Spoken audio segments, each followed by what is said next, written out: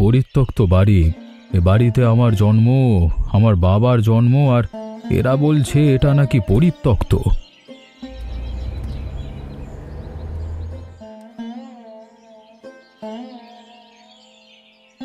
বাবা, আমি সব জেনে এসেছি।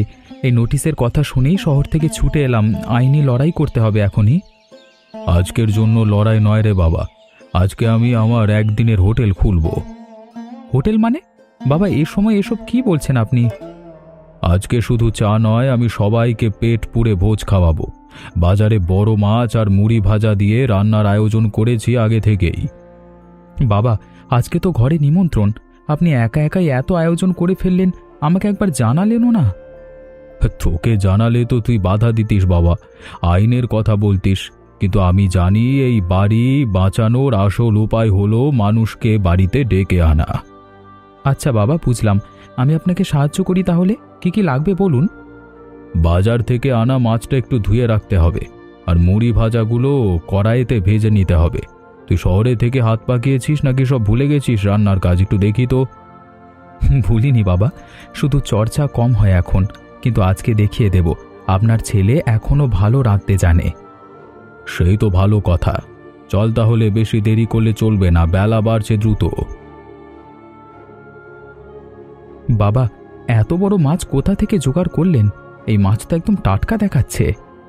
ভোর হওয়ার আগেই বাজারে গিয়েছিলাম রে, জেলেদের কাছ থেকে সরাসরি কিনে এনেছি। টাটকা মাছ ছাড়া কি আর ভালো রান্না হয়?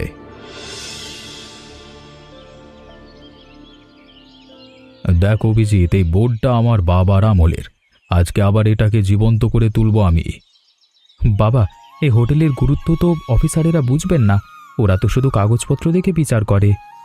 কাগজপত্র দিয়ে সব বোঝা যায় না রে বাবা। মানুষ যখন এ বাড়িতে বসে হাসি মুখে ভাত খাবে, সেটাই তো আসল প্রমাণ।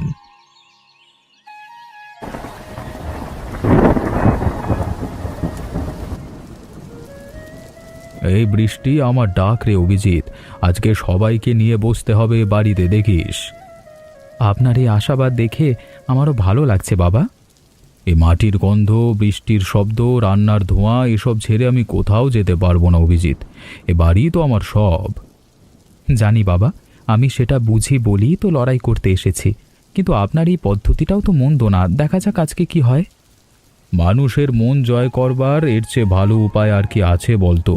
কাগজ দিয়ে যা হয় না, ভালোবাসা দিয়ে তা হয়। বাবা, এই বৃষ্টিতে কেউ আসবে তো? রাস্তাঘাট তো সব ভিজে কাদা হয়ে যাচ্ছে দেখছি। আসবে রে, আসবে, দেখিস। এ গ্রামের মানুষ বৃষ্টিকে ভয় পায় না, বরং বৃষ্টি এলে তো আরো বেশি জড়ো হয়ে সবাই এক জায়গায় আনন্দ করে। ঠিক বলেছেন বাবা, আমার ছোটবেলার কথা মনে পড়ে যাচ্ছে। বৃষ্টি হলেই তো সবাই আপনার এই বারান্দায় এসে জড়ো হতো। কত গল্প হতো তখন। বিজয়দা, এই নোটিশ দিয়ে আমি লজ্জায় আছি। আমার হাতেই তো নোটিশটা এসেছিল, বিলি করতে হয়েছে বাধ্য হয়ে।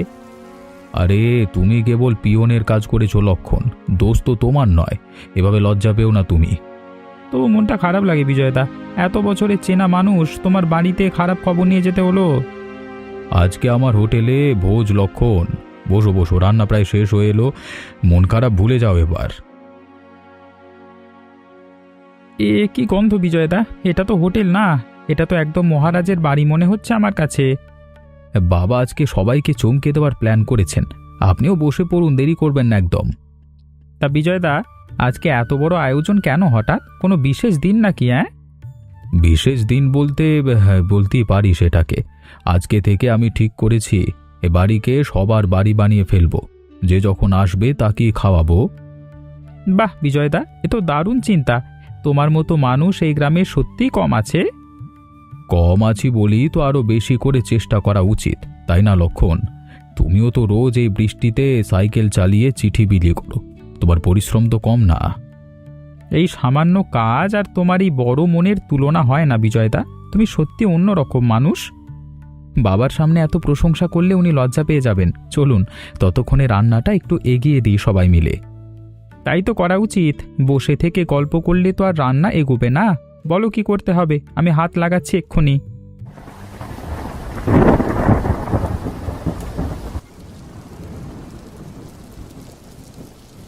বিজয়দা, আমি খবর পেয়েছি ওই অফিসার নবীন ঘোষ আজকে আসছেন জরিপের জন্য, কিন্তু এখনো কোনো খবর নেই তিনি কোথায় আটকে গেছেন এই বৃষ্টিতে কে জানে। আগে খাবার খাও গৌরদা, চিন্তা পরে করব। আজকে আমি আলু পোস্ত, চিচিঙ্গা ভাজি আর ইলিশের পেটি দিচ্ছি সবাইকে। একদিনের হোটেলে এত আয়োজন বিজয়দা, তা আমি তো বসেই গেলাম তাহলে, হ্যাঁ, না বলে থাকতে পারলাম না এত সুন্দর গন্ধ পেয়ে। আরে প্লেট নিন, আজকে আমার বাবা নিজের হাতে সবাইকে পরিবেশন করবেন। বাহ, তাহলে তো আজকের দিনটা সত্যি বিশেষ হয়ে গেল আমার জন্য। বিজয়বাবুর হাতে রান্না খাওয়ার সৌভাগ্য তো সবার হয় না। এই গৌদা, আপনিও তো ঠিক সময় এসে পড়লেন। বসুন বসুন, একসাথে খাবো আজকে সবাই মিলে। হ্যাঁ, কিন্তু বিজয়দা, ওই নবীন ঘোষ যদি সত্যি আজকে এসে পড়েন তাহলে কি করবেন? উনি তো জরিপের কাজেই আসছেন। আসুক না, তাকেও তো খাওয়াতে হবে। অতিথি যখন আসে তখন তার পরিচয় জিজ্ঞেস করে খাওয়াতে নেই, আগেই খাওয়াতে হয়। এটাই তো তোমার সবচেয়ে বড় গুণ বিজয়দা, সবাইকে সমান চোখে দেখা। আজকের দিনটা তাহলে সত্যিই ভালো কাটবে মনে হচ্ছে। এই গৌদা, শুনেছি নাকি এই অফিসার নাকি খুবই কড়া মানুষ, নিয়ম মেনে চলেন সব সময়। তা জানি না রে লক্ষণ, তবে বিজয় দাদার এই মন ভোলানো আপ্যায়নের সামনে কড়া মানুষও নরম হয়ে যায় বলি আমার বিশ্বাস।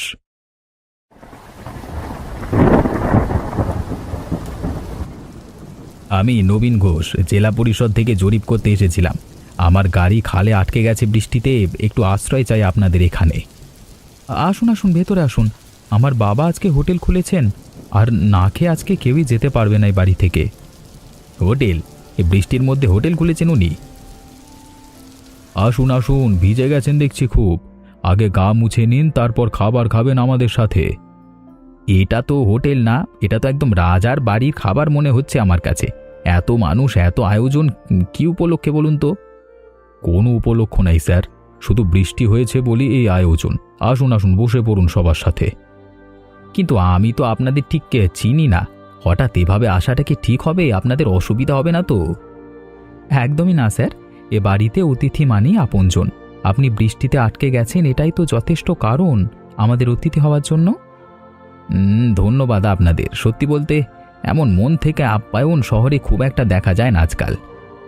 শহরে সময় কম থাকে বাবা, গ্রামে সময়ের অভাব নেই, তাই এখানে মানুষ এখনও একে অপরের জন্য সময় বের করতে পারে। কথাটা ঠিকই বলেছেন। আমার গাড়িটা খালে আটকে গিয়ে যেন একটা আশীর্বাদ হয়ে দেখা দিল আজকে। এমন একটা অভিজ্ঞতা পেলাম আজকে। স্যার, আপনার গাড়ির জন্য চিন্তা করবেন না, বৃষ্টি একটু কমলেই লোক পাঠিয়ে ব্যবস্থা করে দেব। আপাতত আসুন, আরাম করে বসুন। ধন্যবাদ। আচ্ছা, এই বাড়িটা তো বেশ পুরনো মনে হচ্ছে। কতদিনের বাড়ি এটা? আমার বাবার আমল থেকে বাড়ি আছে স্যার, 3 পুরুষ ধরে মাটিতেই আমাদের শেকড়। হ্যাঁ, বাহ, এমন পুরনো দিনের বাড়ি তো এখন কমই দেখা যায়।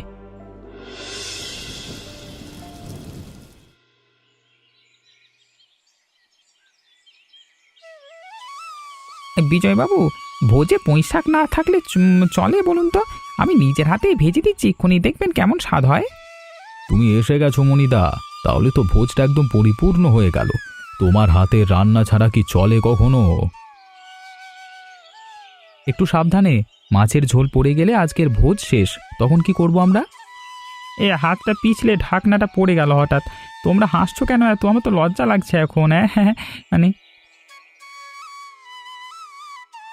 আরে নাও নাও, হয়ে গেল পুঁইশাক আর কুমড়ো চচ্চড়ি। এবার সব রান্না শেষ, শুধু পাটি বসাতেই, মানে পাটি পেতে সবাইকে বসানো বাকি। হ্যাঁ মনিদা, তোমার হাতের চচ্চড়ির স্বাদ আজও আগের মতোই আছে দেখছি, একটুও কমেনি এত বছরেও।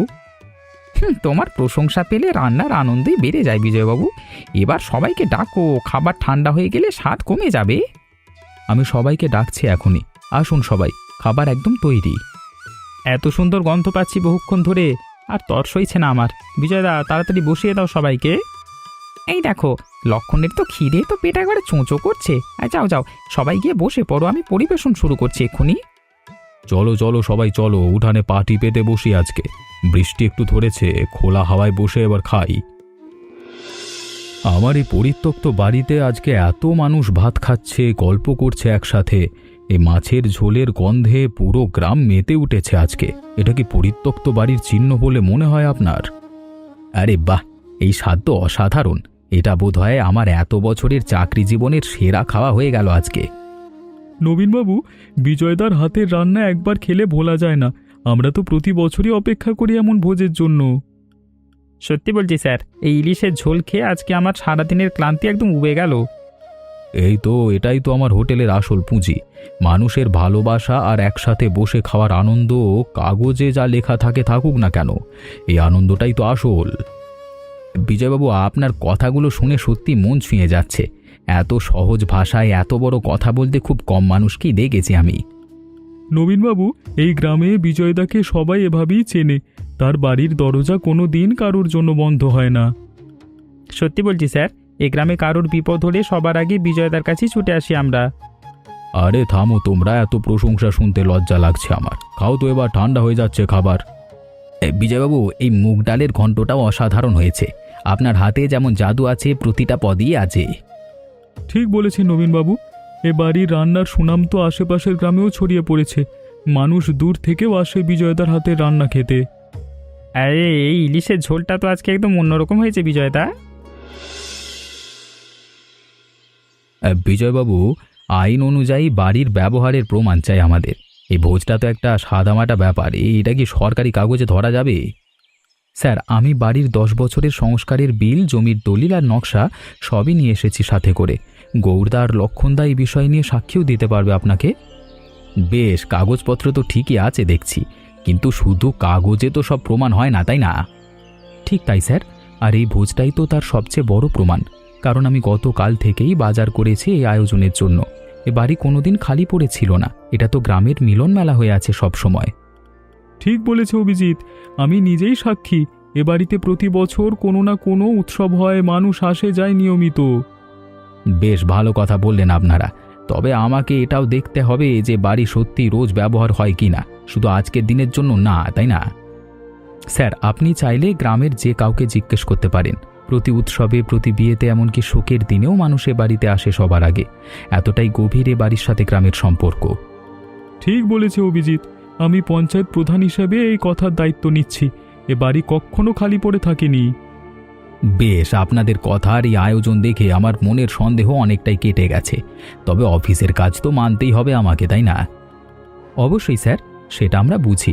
শুধু চাই আপনি নিজের চোখে যা দেখলেন সেটাই যেন লেখা থাকে। নিশ্চয়ই থাকবে, চিন্তা করবেন না। আমি যা দেখি তাই লিখি, আর যা আজকে দেখলাম তা সত্যি অন্যরকম। চলুন নবীনবাবু, একটু হেঁটে বাড়িটা দেখিয়ে আনি আপনাকে। বসে বসে শুধু কাগজ দেখলে তো পুরোটা বোঝা হয়ে যাবে না, তাই না? বাহ, এই পুকুরটাও তো বেশ সুন্দর। এখানেও নিশ্চয়ই অনেক গল্প জমা আছে বিজয়বাবু। হ্যাঁ, এই পুকুরে আমি সাঁতার শিখেছিলাম স্যার। আমার ছেলেও শিখেছে এখানেই। 3 পুরুষের সাঁতার শেখবার জায়গা এটা। আসলে জানেন, আমি কিন্তু বাড়ি ভাঙতে আসিনি এখানে। জেলা পরিষদ একটা গ্রামীণ পর্যটন এবং খাবার সেবা প্রকল্প চালু করছে নতুন করে। সেটা আবার কি স্যার?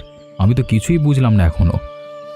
যেসব বাড়ি বর্ষাকালে আশ্রয় এবং খাবারের ব্যবস্থা করে অতিথিদের জন্য, সেগুলো খুঁজে বের করে সরকারি টাকা দেওয়া হবে এই প্রকল্পে।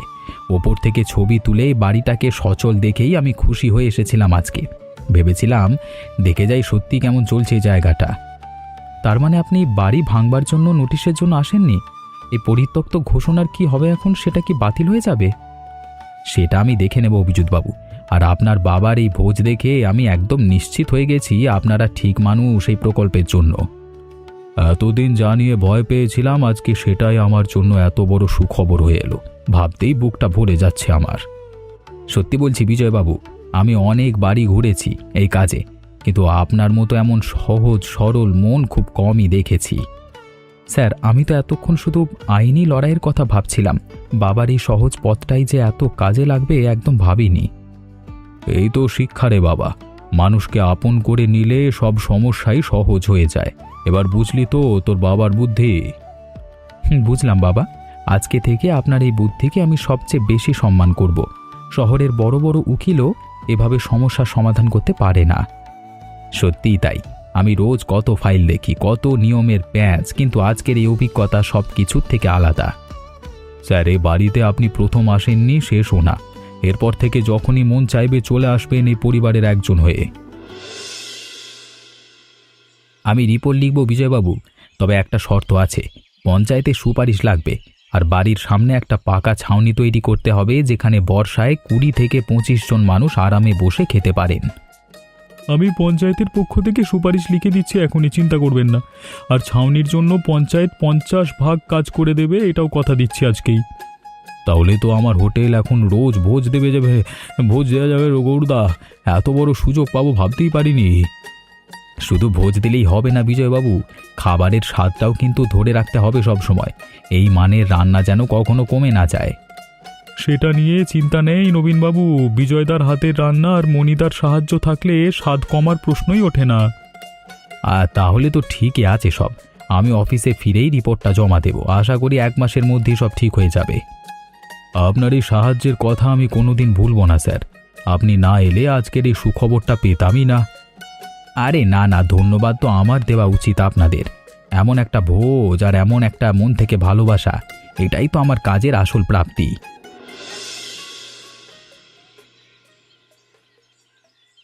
বাবা, এই যে জায়গাটা, ঠিক এখানেই ছাউনিটা হবে। আমি আগে থেকেই একটা নকশা এঁকেছিলাম আপনাকে দেখানোর জন্য, দেখুন। বাহ, তুই তো আগে থেকেই সব ভেবে রেখেছিলিস দেখছি। এত সুন্দর পরিকল্পনা, আমার তো দেখেই ভালো লাগছে। সাবধান, দই যেন নকশায় না মাখে, না হলে এই সুন্দর প্ল্যানটাই নষ্ট হয়ে যাবে। উফ, আজকে আমার হাত থেকে সব কিছুই পড়ে যাচ্ছে দেখছি। বাবা মাফ করে দাও অভিজিৎ ভাই, এত ভালো নকশা দেখে অবাক হয়ে গেছিলাম। লক্ষণের হাত আজকে থেকে সত্যি বিপজ্জনক হয়ে উঠেছে দেখছি। সবাই সাবধানে থেকো তার পাশে।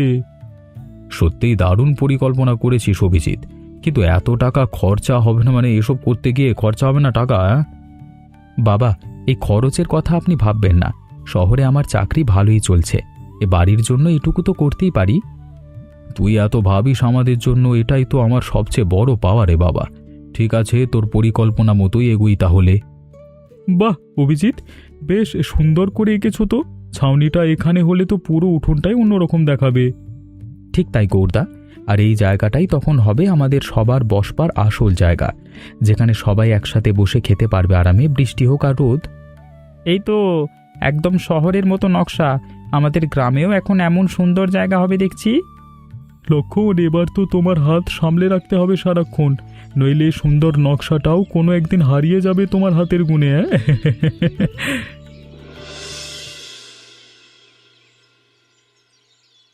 বিজয়বাবু, আজকের এই ইলিশ মাছের ঝোলটা আমি কখনো ভুলব না। এমন স্বাদ, এমন মন থেকে ভালোবাসা সত্যি কমই দেখা যায় আজকালকার দিনে। আপনি যে কোনো দিন আসুন স্যার, আমার হোটেল সব সময় খোলা থাকবে আপনার জন্য। দরজা কখনো বন্ধ হবে না এ বাড়ির। আমি কিন্তু আবার আসবো, শুধু অফিসের কাজে নয়, ভোজের জন্য কথা দিয়ে গেলাম আজকে।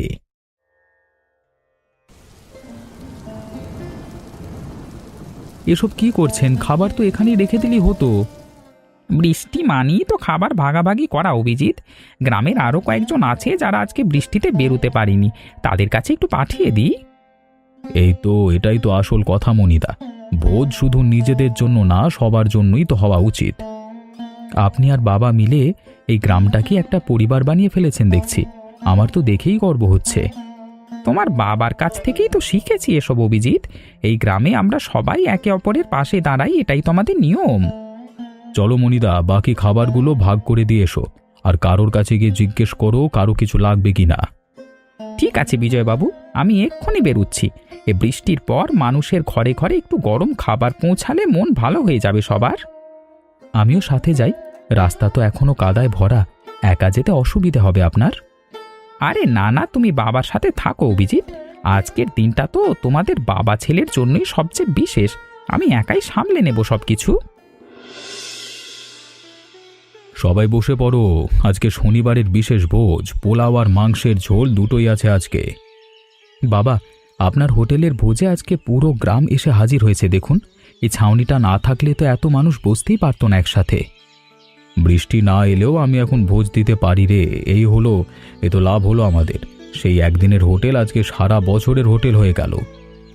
বিজয়দা, পঞ্চায়েতের পক্ষ থেকে বলছি, এই ছাউনিটা এখন গ্রামের গর্ব হয়ে দাঁড়িয়েছে। আরও অনেক পরিবার এখান থেকে শিখেছে কিভাবে মানুষকে আপন করে নিতে হয়। গৌরদা, তোমাদের সবার সাহায্য ছাড়া ছাউনি কখনো তৈরি হতো না। এই কৃতিত্ব শুধু আমার একার নয়, পুরো গ্রামের। ঠিক বলেছেন বাবা, এই 3 মাসে আমি দেখেছি কিভাবে সবাই মিলে একটা স্বপ্নকে সত্যি করে তুলেছে। মণিদা, তুমি আজও সেই আগের মতোই আছো, সবার আগে অন্যের কথা ভাবো। এই গুণটাই তো তোমাকে সবার প্রিয় করে তুলেছে। বাবা, এই যে এত মানুষ আজকে এখানে হাসি মুখে বসে আছে, এটাই তো আপনার সবচেয়ে বড় সাফল্য। আইনের কাগজ তো শুধু একটা কাগজই ছিল, আসল জয়টা তো এখানেই। ঠিক বলেছে অভিজিৎ। বিজয়দা, তোমার এই হোটেল এখন শুধু একটা বাড়ি নয়, এটা আমাদের সবার গর্বের জায়গা হয়ে উঠেছে। জানো গৌরদা, সেদিন যখন নোটিশটা পেয়েছিলাম ভীষণ ভেঙে পড়েছিলাম মনে মনে, কিন্তু আজকে মনে হচ্ছে ওই নোটিশটাই আমাদের একটা নতুন জীবন উপহার দিল। এটাই তো জীবনের নিয়ম বিজয়বাবু। খারাপ কিছুর ভেতরে থেকেও ভালো কিছু বেরিয়ে আসে, শুধু বিশ্বাস আর ধৈর্য থাকতে হয়, আর তোমার মতো একটা সরল মন থাকতে হয়।